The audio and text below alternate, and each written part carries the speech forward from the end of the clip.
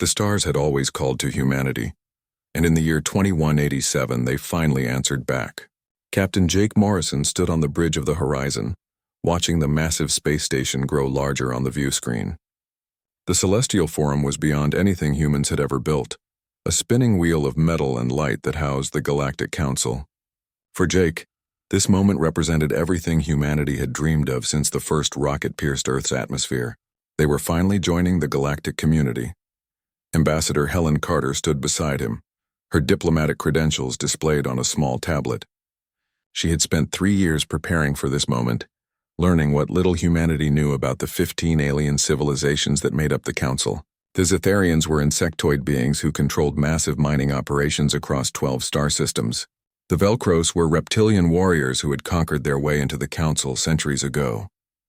There were others too, each with their own history and culture, and Helen had memorized every detail.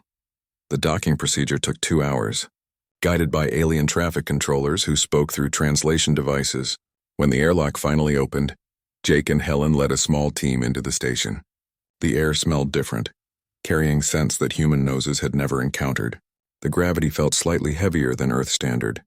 Aliens of various shapes and sizes moved through the corridors, barely glancing at the human newcomers. For them, this was just another day. For humanity, it was everything. The first week of negotiations went better than anyone had hoped.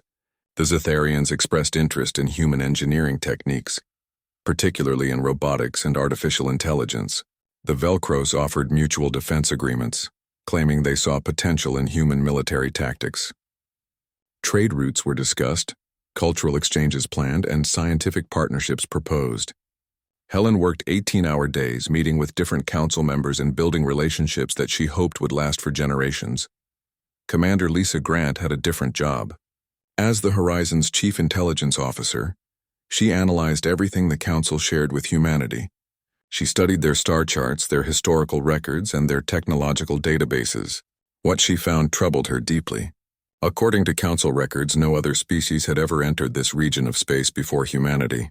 But Lisa knew that wasn't true. Earth had launched dozens of deep space probes over the past century, and at least 3 of them should have reached Council space decades ago. Yet there was no mention of them anywhere in the archives. Lisa brought her concerns to Helen late one night in their assigned quarters.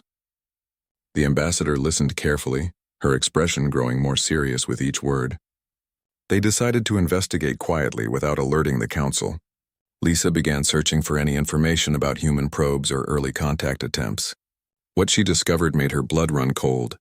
Buried deep in the station's archives, protected by encryption that took her days to crack, were files about humanity. The Council had known about Earth for over 50 years. Back on Earth, Admiral Peter Hughes commanded humanity's defense forces from a military complex in Colorado. Despite the celebration surrounding first contact, Peter refused to let his guard down. He kept the fleet on standby and continued running combat drills.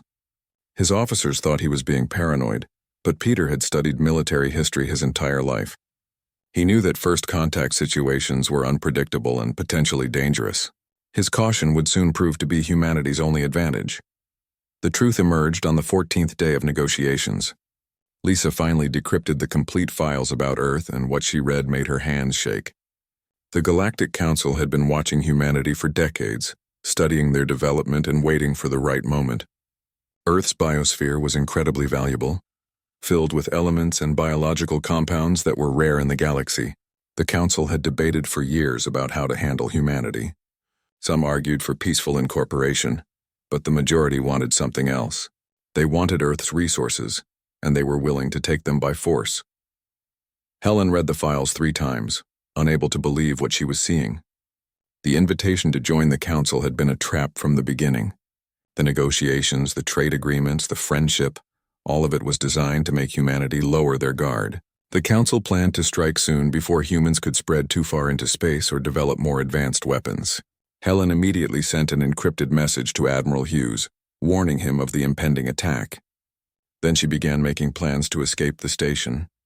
Jake Morrison gathered his crew and explained the situation in quick, urgent terms. They had maybe hours before the Council realized their secret was exposed. The Horizon was docked in a section of the station that was lightly guarded.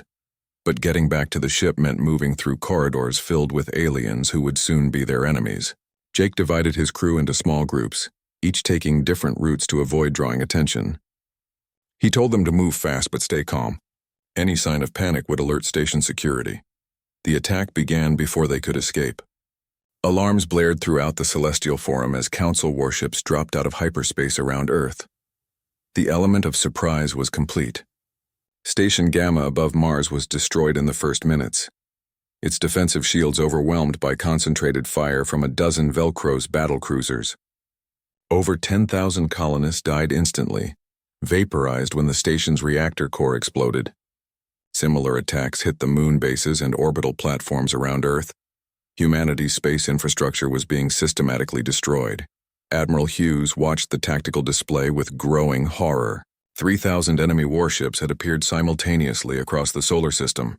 His own fleet numbered less than 200 vessels, and most of them were exploratory ships with minimal weapons. He issued orders immediately, commanding all ships to fall back to predetermined defensive positions. He knew they couldn't win this fight, but he could buy time for civilians to evacuate. Every minute his ship survived meant thousands more people reaching the emergency shelters. On the Celestial Forum, chaos erupted. Council security forces moved to capture the human delegation, but Jake and his crew were already running. They fought their way through corridors using the few weapons they had smuggled aboard. Lisa shot 2 Zetharian guards with a plasma pistol she had stolen from a weapons locker. Helen used her diplomatic access codes to lock doors behind them, slowing their pursuers.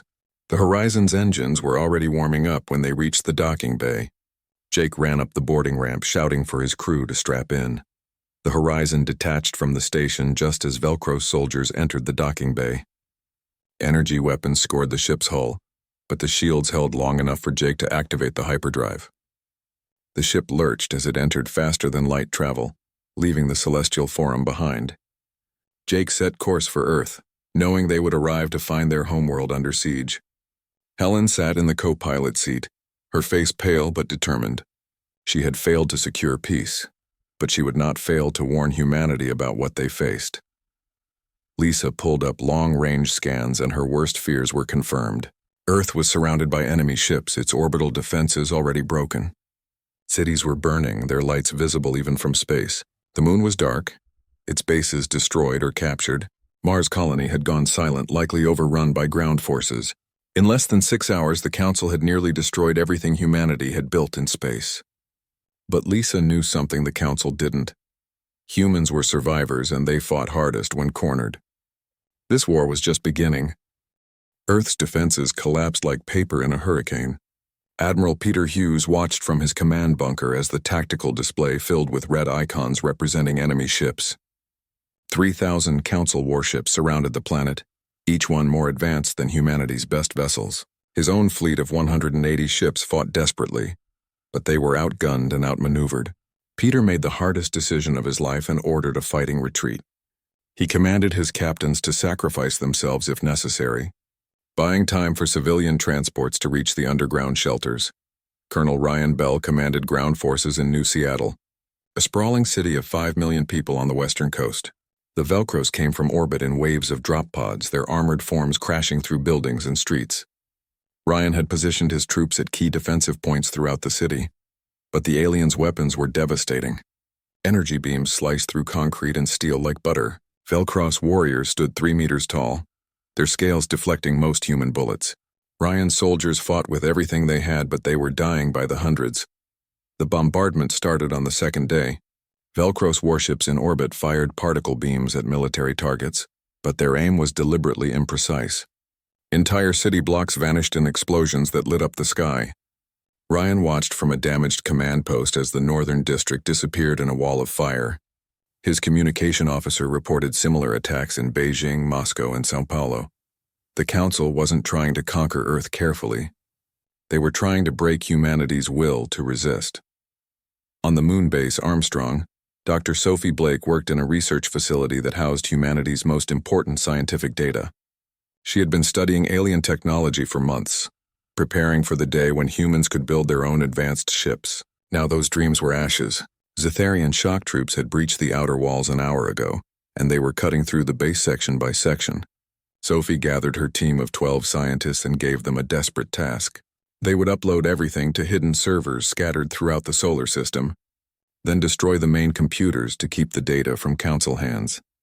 Captain Jake Morrison brought the Horizon out of hyperspace near Jupiter, hoping to avoid the main battle around Earth.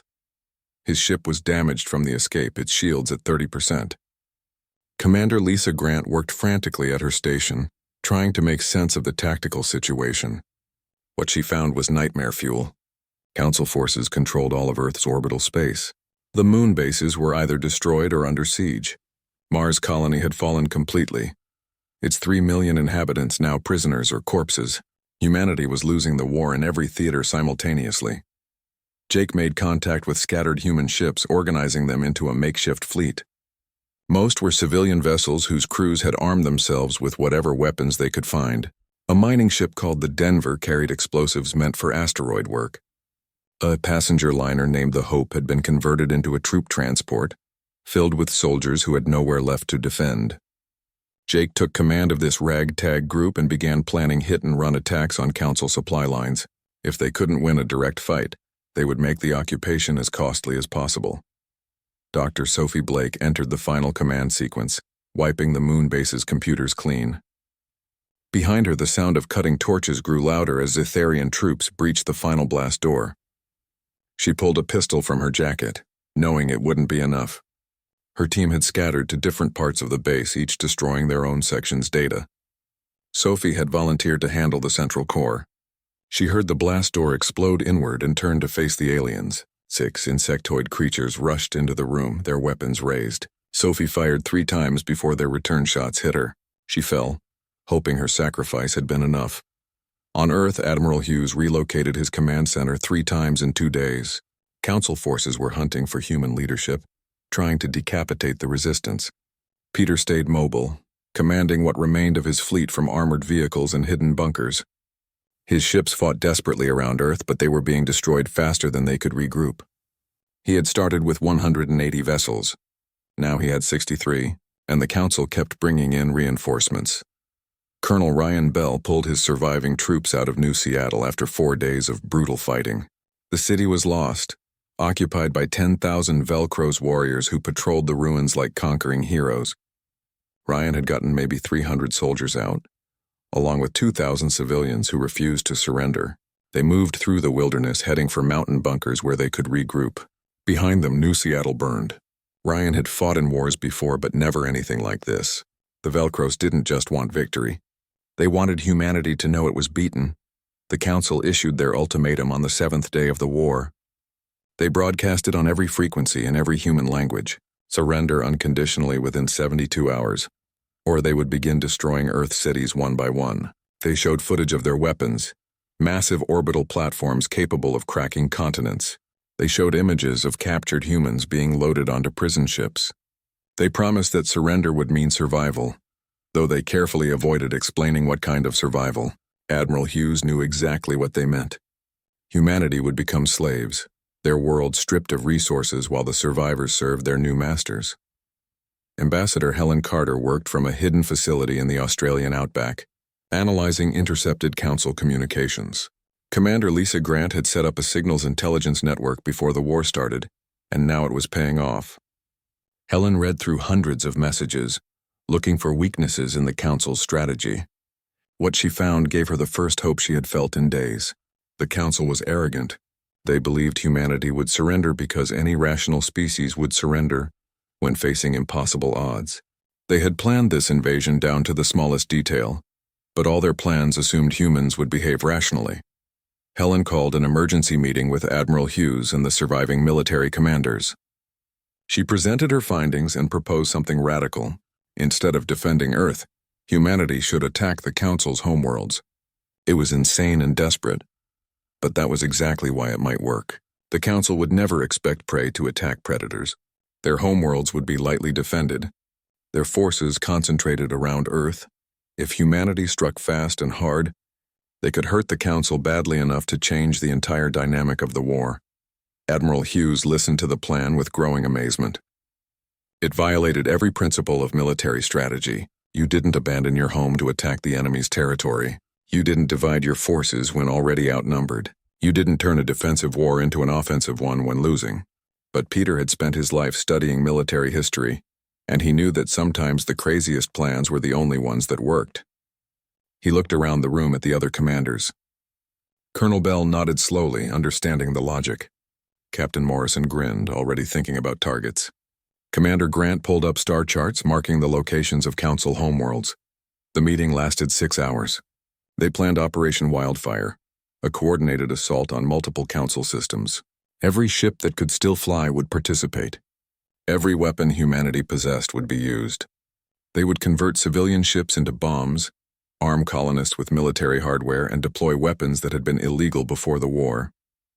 The Council wanted to destroy humanity for its resources. Humanity would show them that some prey was too dangerous to hunt. The operation would begin in 48 hours, giving Council forces just enough time to think they had won.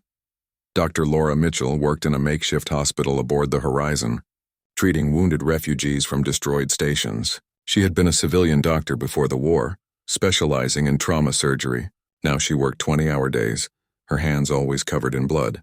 The refugees told stories that made her cry and rage in equal measure. Families separated, children orphaned, entire communities wiped out. Laura forced herself to keep working to save whoever she could. She knew the counterattack was coming, and she knew it meant more casualties. But she also knew that surrender meant death for everyone, just death spread out over years of slavery and exploitation. Jake Morrison stood on the Horizon's bridge, looking at the ragtag fleet he now commanded. 47 ships of various sizes, most damaged, all low on supplies. Behind him, his crew worked quietly, preparing weapons and checking systems. In the cargo bay, 300 refugees waited to learn their fate. Jake thought about his family on Earth, likely dead or captured. He thought about the future humanity was supposed to have, exploring the stars in peace. The Council had taken that future and replaced it with war. Now humanity would take something from the Council. They would take blood, paid in full measure for every human life lost. The countdown to Operation Wildfire began. Admiral Hughes sent final orders to ships scattered across the solar system. Colonel Bell prepared his ground forces for a new kind of fighting, one that abandoned defensive positions in favor of constant attack. Operation Wildfire launched exactly 48 hours after Admiral Hughes gave the order.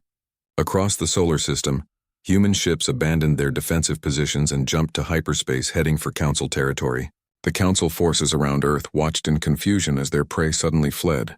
Velcross commanders ordered pursuit, but by then the human ships were gone. What the Council didn't realize was that those ships weren't running away. They were going hunting. Commander Eric Stone led the first strike team into Zytharian space. His ship, the Portland, had been fitted with experimental cloaking technology that bent light around the hull.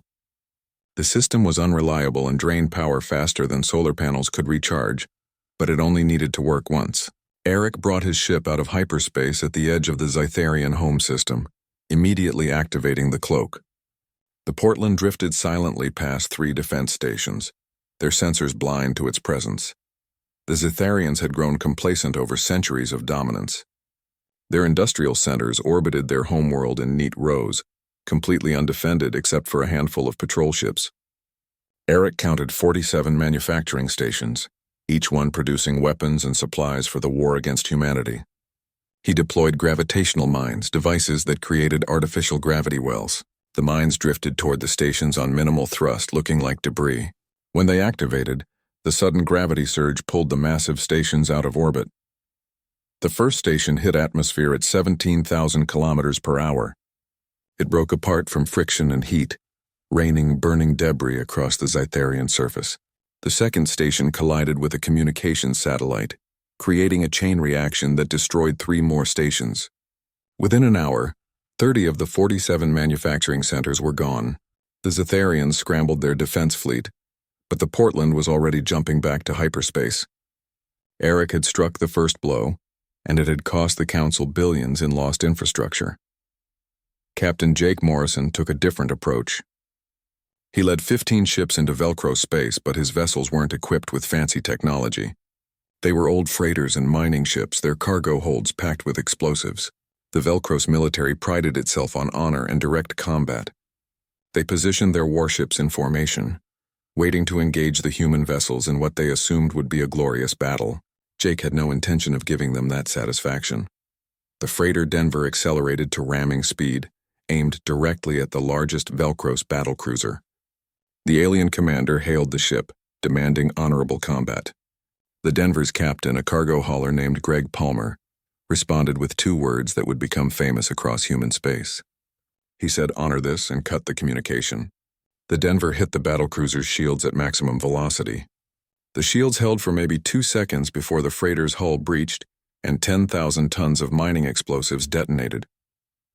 The battlecruiser vanished in an explosion that registered on sensors 3 star systems away. Jake watched from the horizon as his fleet executed similar attacks. Each ship was a guided missile, piloted by volunteers who knew they wouldn't survive.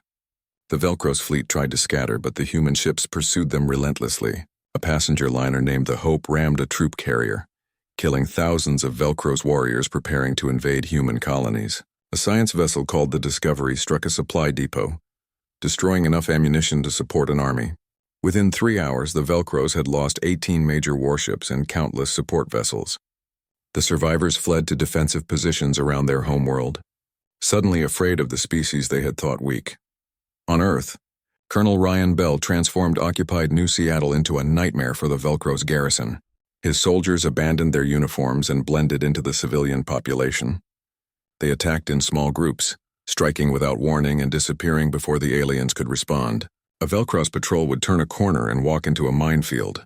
A supply convoy would stop at an intersection and come under fire from 5 different buildings.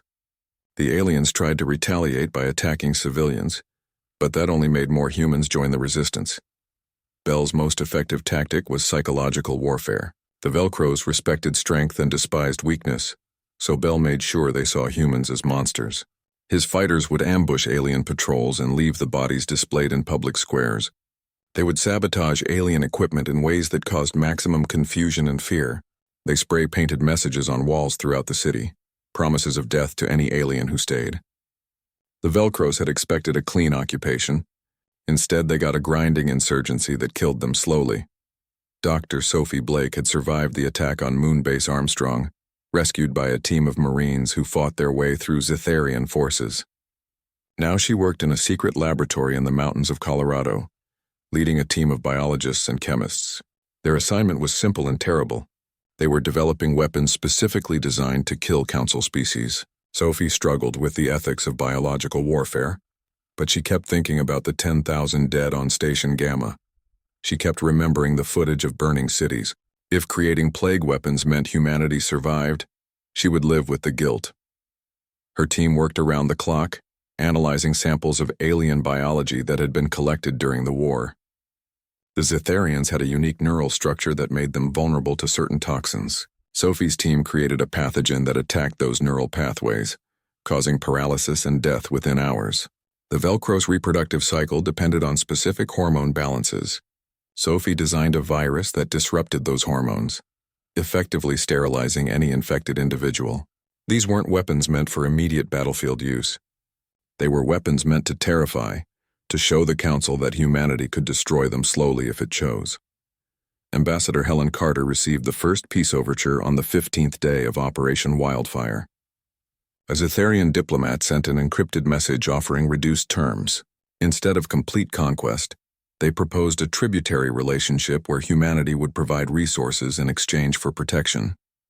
Helen read the message 3 times, then forwarded it to Admiral Hughes with a single-word response. She wrote, "No. Humanity would accept nothing less than complete independence and reparations for the billions killed in the initial attack." The Council tried other approaches. They offered trade agreements, technology exchanges, even seats on a reformed council. Helen rejected every offer. She knew the Council's desperation was growing. Their homeworlds were under attack, their fleets scattered, and their carefully planned invasion had turned into a brutal war of attrition. More importantly, other species were watching.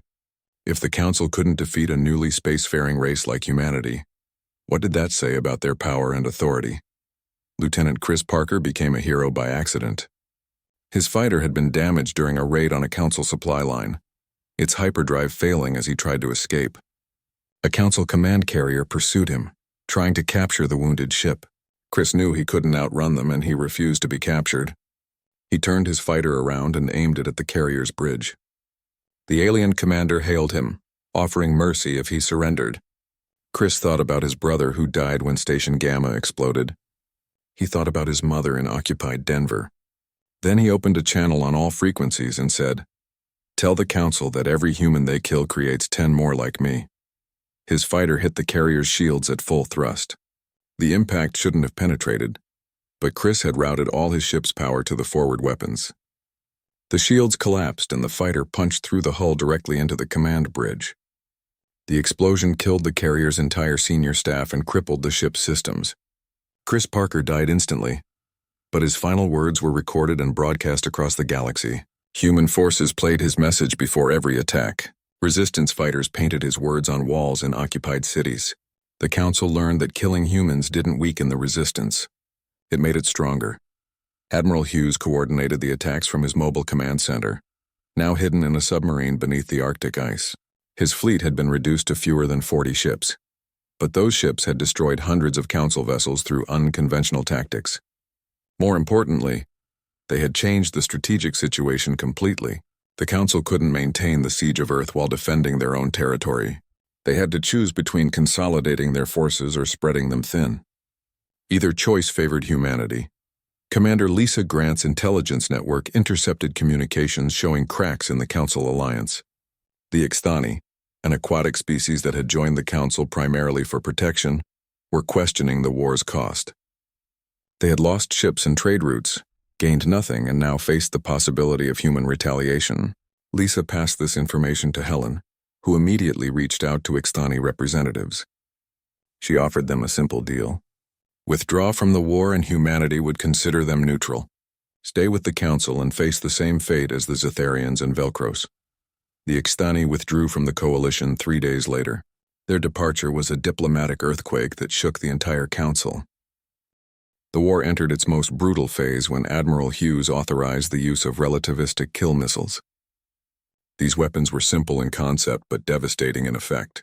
A projectile accelerated to 90% light speed, carried enough kinetic energy to shatter continents. The missiles were impossible to intercept because by the time you detected one, it had already hit its target. Humanity had built 6 of these weapons during the early days of space exploration, then sealed them away after realizing how dangerous they were. Now Hughes ordered all 6 launched at Council targets. The first missile targeted a Zetharian colony world called Hive Secundus, home to 3 billion aliens. Admiral Hughes broadcast a warning 24 hours before impact, giving the civilians time to evacuate. He made it clear that humanity was targeting the military installations and industrial complexes on the planet, but anyone who stayed would die. The Council dismissed the warning as a bluff. They didn't believe humans possessed such weapons, and even if they did, they didn't believe humans would actually use them. Hughes proved them wrong. The missile hit Hive Secundus exactly when he said it would, striking the northern continent at 270,000 kilometers per second. The impact released energy equivalent to 1 million nuclear weapons. The entire continent shattered, magma erupting from the planet's mantle. Earthquakes registering magnitude 10 spread across the globe. Tidal waves a kilometer high swept across the oceans, the planet's atmosphere filled with ash and debris blocking out the sun. Within hours, Hive Secundus was dying. Within days, it would be completely uninhabitable. The galaxy reacted with horror. Multiple species condemned humanity's actions, calling them barbaric and genocidal. Admiral Hughes responded by releasing footage of what the Council had done to Earth. He showed burning cities, destroyed orbital stations, and prison ships filled with human captives. He reminded everyone that humanity had given a warning and evacuation time. The Council had given Earth no warning at all. They had simply attacked, trying to commit genocide for profit. Hughes made it clear that 5 more missiles were ready to launch, and he would use them if the Council didn't withdraw from human space immediately. Captain Jake Morrison's guerrilla fleet had grown to 60 ships as more survivors joined his campaign. Commander Lisa Grant had developed an intelligence network that penetrated deep into Council communications. They could predict enemy movements and strike at vulnerable targets with surgical precision. Jake led attacks on Council supply lines, destroying convoys and stranding military units without ammunition or fuel. Every successful raid made the Council's position weaker. The Horizon intercepted a Council transport carrying prisoners from Earth. Jake ordered his ships to attack, even though the transport had minimal weapons. The brief fight ended with the transport's engines disabled and its crew surrendering. Jake's Marines boarded the ship and found 800 human prisoners crammed into cargo holds. The conditions were horrific, barely enough food and water to keep people alive. Jake evacuated all the prisoners to his fleet, then scuttled the transport. He made sure to broadcast images of what he found, letting the galaxy see how the Council treated conquered populations. Dr. Sophie Blake's biological weapons entered production after 6 weeks of development. The first deployment happened on a Zetharian-occupied mining colony in the asteroid belt. Human operatives infiltrated the facility and released the neural pathogen into the air circulation system. The Zetharian workers began collapsing within hours, their nervous systems shutting down. The pathogen was designed to only affect Zetharians, leaving human prisoners unharmed. Within 2 days, every Zetharian on the colony was dead or dying. Human prisoners seized control of the facility and contacted Admiral Hughes. The Council accused humanity of war crimes, demanding that biological weapons be banned from the conflict.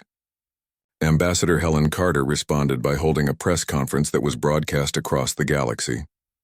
She presented evidence from the captured archives showing that the Council had used biological weapons against emerging civilizations before. She showed documents proving the Council had planned to strip Earth of its biosphere regardless of human casualties. Then she made a statement that would be quoted for generations. She said that humanity had learned from watching the Council. They had learned that survival required ruthlessness, and they were willing to be as ruthless as necessary. Colonel Ryan Bell's resistance movement liberated New Seattle after 2 months of brutal fighting. The operation began with simultaneous attacks on 12 key Velcros positions throughout the city. Human fighters emerged from hiding, armed with captured alien weapons and homemade explosives. The battles were fought room by room, building by building, with neither side giving quarter. Bell personally led the attack on the occupation headquarters, a fortified building that had once been City Hall. The fighting at City Hall lasted 14 hours. Velcros warriors defended every floor, their superior strength and armor making them deadly opponents in close combat. Bell's forces used tactics the aliens had never encountered. They collapsed floors beneath Velcros positions, buried them in rubble from demolition charges, and attacked through walls instead of doors. Bell himself confronted the Velcros general commanding the occupation, a warrior named Kreth who had ordered the bombardment that killed 50,000 civilians. Their fight was captured on cameras and broadcast live across human-controlled space. Bell was outmatched in size and strength, but he fought with a fury born from watching his city burn. He used the environment, throwing debris and using damaged furniture as weapons. When Kreth knocked him down, Bell pulled a plasma grenade from his vest and held it against the alien's chest. He told Kreth that he could surrender or they could both die. The Velcros general chose to fight, believing Bell was bluffing. Bell wasn't bluffing. The explosion killed them both, but it also broke the will of the remaining Velcros forces. They surrendered within the hour, and New Seattle was free again. The liberation of New Seattle inspired resistance movements on other occupied worlds. Humans everywhere saw that victory was possible if they were willing to pay the price. Insurgencies erupted in occupied Beijing, Moscow, and Mumbai. The Council garrison forces found themselves fighting populations that had nothing left to lose. Every attempt at pacification only created more resistance. The occupation that was supposed to be simple had become a bleeding wound that drained Council resources and morale. The Council alliance continued to fracture. After the Ixtani withdrawal, 3 more species quietly pulled back from the conflict. They didn't formally surrender, but they stopped contributing ships and resources. The remaining Council members tried to present unity, but everyone could see they were losing control. The Velcros and Zetharians wanted to escalate, to use more extreme measures against humanity. Other species argued for negotiation, fearing that humanity's biological weapons would be used against them next. Lieutenant Commander Sarah Phillips returned from her raid on the Celestial Forum with evidence that changed everything. The historical archives she captured showed the Council's true nature. They had destroyed 47 emerging civilizations over 3,000 years. Each time they had claimed it was necessary for galactic stability. Each time they had taken the resources of the destroyed civilizations for themselves. Sarah worked with Ambassador Carter to compile the evidence into a comprehensive report that was broadcast to every species in the galaxy. The revelation sparked outrage across Council space. Species that had thought the Council represented order and justice learned they had been living under a protection racket. The Council had maintained power by destroying any civilization that might challenge them. Humanity wasn't special. They were just the latest victims of a system designed to prevent competition. Multiple species began demanding answers from their Council representatives. Protests erupted on dozens of worlds. The carefully constructed facade of galactic government was collapsing. Admiral Hughes launched 3 more relativistic missiles at military targets across Council space. Each strike was preceded by evacuation warnings, but the devastation was still immense. A Velcross naval base disappeared in a flash of energy that lit up the night sky of 3 planets. A Zetharian weapons factory became a crater 60 kilometers wide. A Council logistics hub simply ceased to exist. Hughes made it clear that he had 2 missiles remaining, and he would use them on homeworlds if necessary. The Council could surrender now, or they could watch their civilizations burn. Dr. Laura Mitchell continued her work in the makeshift hospital aboard the Horizon. The casualties kept coming, both military and civilian. She treated blast injuries, radiation burns, and the psychological trauma that came from watching your world destroyed. Laura often worked 30-hour shifts, sleeping in her office between surgeries. She saved lives because she had to, because someone had to hold on to humanity while the war tried to strip it away. She knew the price of victory was measured in more than ships destroyed and territory captured. It was measured in the faces of children who had seen things no child should see. Captain Jake Morrison received promotion to Commodore as his ragtag fleet became humanity's most effective fighting force. The war officially ended on the 207th day, though fighting continued in scattered locations for weeks afterward. The Council sent their surrender through the Ixthani, who had emerged as neutral mediators after withdrawing from the conflict. Admiral Hughes read the message 3 times before believing it was genuine. The most powerful alliance in the galaxy was suing for peace with a species that had been spacefaring for less than 2 centuries. Humanity had won, though the cost of that victory was measured in billions of lives and hundreds of destroyed worlds. The peace negotiations took place in neutral space, aboard an Ixthani diplomatic vessel far from any military installations. Ambassador Helen Carter led the human delegation, accompanied by Admiral Hughes and Commodore Jake Morrison. The Council sent representatives from all remaining member species, though notably the Velcros and Zetharians sent junior diplomats rather than senior leaders. The message was clear. The species who had pushed hardest for war now wanted to distance themselves from the consequences. Helen presented humanity's terms on the first day of negotiations. Complete and immediate withdrawal of all Council forces from human claim space, including Earth, Mars, the Moon, and all established colonies. Reparations totaling 10 trillion credits to be paid over 20 years for war damages and reconstruction, dismantling of the Galactic Council in its current form, and creation of a new federation based on genuine equality, full disclosure of all historical crimes committed by the Council, including the destruction of other emerging civilizations, and finally, humanity would receive a permanent seat on any new galactic security organization, with veto power over military actions. The Council representatives objected immediately. The Zetharian diplomat called the terms excessive and vindictive. A Velcros admiral claimed humanity was trying to replace one empire with another. Other species argued that dismantling the Council would create chaos across the galaxy. Helen listened to all their complaints without expression. Then she pulled up a holographic display showing the orbital positions of human warships. She had 2 relativistic missiles aimed at major Council worlds ready to launch on her command. She asked the Council representatives if they wanted to continue debating, or if they wanted to accept terms and prevent further destruction.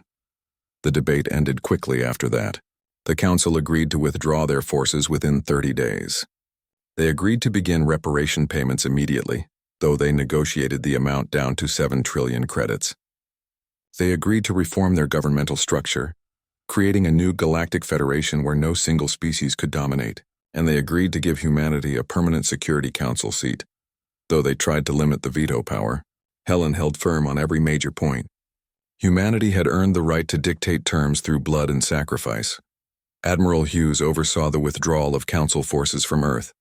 The process was tense and slow, with both sides watching for any sign of treachery. Velcros ground troops evacuated occupied cities, boarding transports under the watchful eyes of human military forces. Cytherian mining operations in the asteroid belt were dismantled and turned over to human control.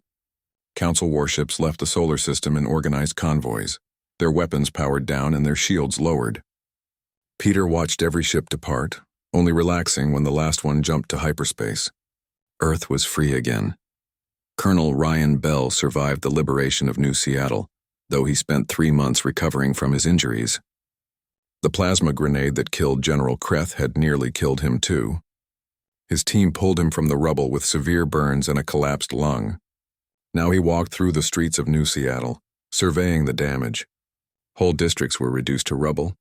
The city's population had dropped from 5 million to less than 2 million, the others dead or displaced. But the survivors were already rebuilding, clearing debris and marking locations for new construction. Ryan watched them work and felt a fierce pride. The Council had tried to break humanity. Instead, they had forged something stronger. Dr. Sophie Blake struggled with the aftermath of her wartime work. She had created weapons that killed millions of Zetharians across multiple worlds. The pathogens were designed to be lethal and they worked exactly as intended. Sophie knew the weapons had been necessary, that humanity might not have survived without them, but necessity didn't ease her conscience. She established the Blake Foundation, dedicated to developing medical treatments for the diseases she had created. She traveled to former Council worlds, working alongside alien scientists to heal the wounds her weapons had caused. It was painful and difficult work, but Sophie believed humanity had a responsibility to show mercy after demonstrating its capacity for violence. Commodore Jake Morrison retired from active military service 6 months after the war ended. He had spent 200 days fighting an enemy that outnumbered and outgunned him, winning through tactics that traditional military officers considered insane. His final act before retirement was overseeing the construction of a memorial on the moon, at the site where Dr. Sophie Blake had first been reported killed. The memorial listed the names of every human who died during the war, carved into black stone that would endure for centuries. Jake attended the dedication ceremony but didn't speak. He believed the names spoke for themselves. Commander Lisa Grant became the director of humanity's first interstellar intelligence agency. She understood better than most that the peace was fragile, maintained not by trust but by fear. Her agents monitored communications across the galaxy, watching for signs of new threats. She built relationships with intelligence services from other species, creating networks of information that crossed old alliance lines. Lisa knew that humanity's survival depended on never being surprised again. The Council had attacked because they thought humans were weak and unprepared. That mistake would not be repeated. The new Galactic Federation officially formed 1 year after the war ended. Representatives from 43 species gathered to sign the founding charter, establishing rules and procedures that prevented any single species from dominating. Humanity took its seat on the Security Council alongside the Ixthani and 3 other species known for their diplomatic skills. Ambassador Carter attended the first session, watching as the galaxy tried to create something better than what had existed before. She remained skeptical but hopeful. The Federation might not last, but it was better than the alternative. Dr. Laura Mitchell returned to Earth and opened a clinic in reconstructed Seattle. She treated veterans suffering from physical and psychological wounds, charging nothing for her services. The war had taught her that healing was just as important as fighting, maybe more important. Her patients included former resistance fighters who couldn't adjust to peace, survivors of bombardments who jumped at loud noises, and children who had grown up too fast. Laura worked with each one, helping them find ways to live with what they had experienced. She knew that some wounds never fully healed, but that didn't mean you stopped trying. The memorial wall was completed 3 years after the war. It stood at the center of Geneva, rebuilt from the ruins of the Council bombardment. The wall was 500 meters long and 20 meters high, black granite engraved with over 4 billion names. Every human who died during the war was listed, from Admiral Peter Hughes, who died defending Earth, to unknown civilians killed in orbital strikes. People came from across human space to see it, to find the names of family and friends. The wall became a place of remembrance and resolve, a reminder of what humanity had survived and what it had lost. Admiral Hughes, who had survived the war despite numerous close calls, stood before the wall on the anniversary of the war's end. He was 73 years old, retired from military service but still active in human government. He thought about the decisions he had made, the ships he had sacrificed, and the lives lost under his command. He wondered if there had been a better way, if some path could have avoided the worst of the bloodshed. But he knew the answer. The Council had come to Earth intending genocide. Humanity's only choice had been to fight with everything they had, to prove they were too dangerous to destroy. Ambassador Carter delivered the keynote speech at the memorial dedication.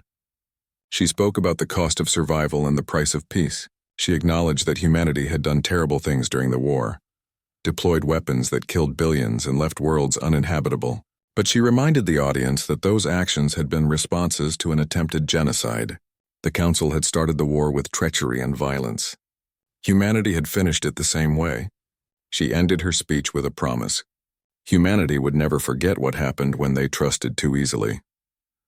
They would remain vigilant, remain strong, and remain willing to defend themselves by any means necessary.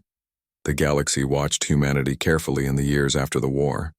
Some species viewed them with respect, admiring their determination and tactical creativity. Others saw them with fear, knowing what humans were capable of when threatened. Trade relationships developed slowly, with both sides testing the waters of cooperation. Cultural exchanges happened under careful supervision. Military alliances were discussed but rarely formalized.